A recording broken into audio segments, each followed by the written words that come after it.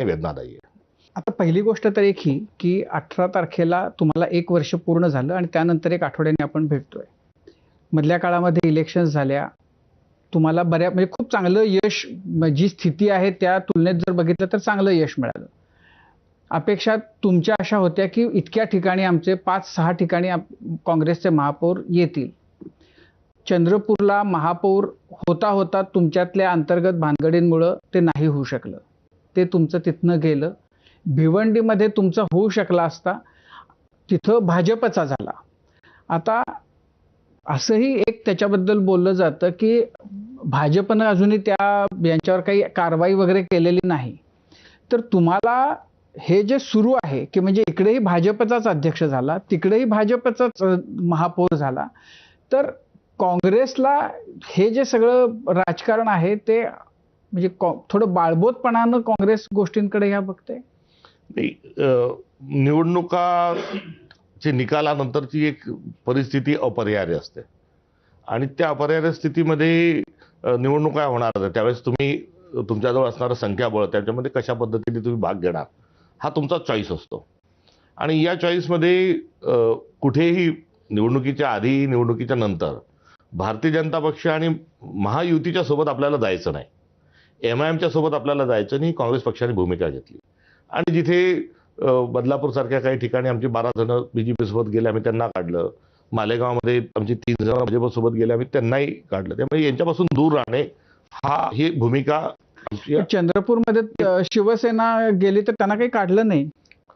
हो, त्यांना काढलं नाही, बरोबर आहे. आणि तिथे आमच्या अंतर्गत 2 नेत्यांमध्ये जो काही संवादाचा अभाव होता त्या अनुषंगाने बोलल्या गेलं तर त्यामध्ये तथ्य आहे.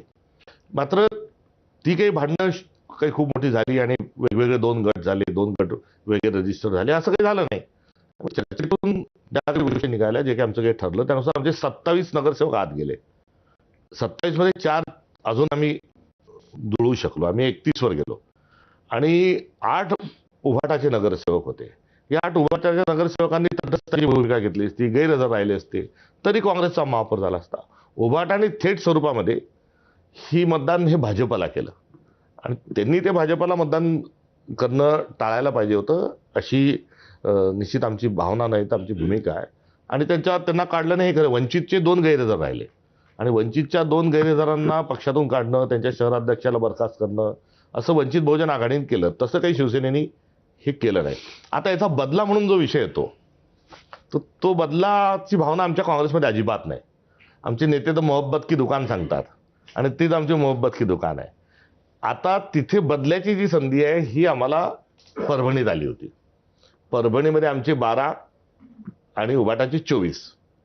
अशा वेळेस 12ची मनधरणी जी आहे ते सगळे विरोधक करत होते की तुम्ही UBTला बाजूला ठेवा, तुम्हीच महापौर व्हा, तुम्हीच उपमहापौर व्हा, तुम्हीच सर्व घ्या.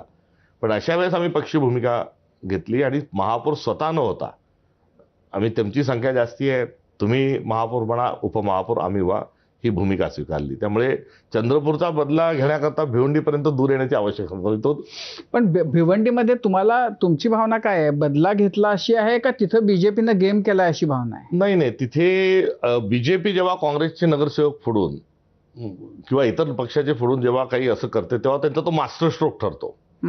मात्र आमच्यावर कुठेतरी अन्याय होतो अशी पण एक माझी तक्रार आपण रुजू करून घ्यावी.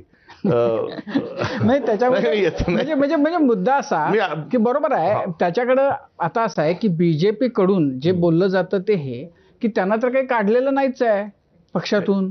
BJP त्यामुळे असं की तिथं म्हणजे BJPला काढलं नाही काढलं हा त्यांचा पक्षांतर्गत एक विषय आहे. तिथे असं झालं की आमचे 30 नगरसेवक निवडून आले आणि आमचे 30 आणि राष्ट्रवादी शरद पवार साहेबांच्या गटाचे 12, आम्ही दोन्ही मिळून 42 होतो आणि 42च्या आकड्यावर आमची कोंडी झाली. मग तिथले 6 समाजवादी जे आहेत ते आमच्यासोबत यायला तयार नाही. त्यांनी शिंदे शिवसेनेला मतदान केलं. तिथे काही आघाड्या होत्या स्थानिक, त्या आमच्यासोबत यायला तयार नाही, त्यांनी शिंदे शिवसेनेसोबत आघाडी केली आणि 42 वरून आम्ही 46 वर 4 कसे जावं याची प्रतीक्षा करत आम्ही होतो. शेवटी त्यांचं आपसातलं जे सुरू होतं त्यामध्ये ट्रायंग्युलर झाली असती तर आम्ही आमचे 42च घेऊन तिथे गेलो असतो.